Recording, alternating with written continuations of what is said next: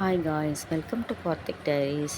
நான் ரொம்ப நாளாகவே சென்னையில் இருக்கிற பல்லாவரமில் ஒரு சந்தை பார்க்கணுன்னு சொல்லிட்டு ரொம்ப நாளாக ஆசைப்பட்டுட்டு இருந்தேன். திடீர்னு நேற்று நான் கிளம்பி எங்கள் அக்கா வீட்டில் கூப்பிட்டாங்க. அதனால் அவங்க வீட்டுக்கு போயிட்டு அவங்க கூட போயிட்டு நான் சந்தையெல்லாம் சுற்றி பார்த்துட்டு வந்தேன். அங்கே சூப்பராக ரோஸ் செடி எல்லா ஃப்ளார்ஸும் சூப்பராக கம்மியான விலையில் கிடச்சிது.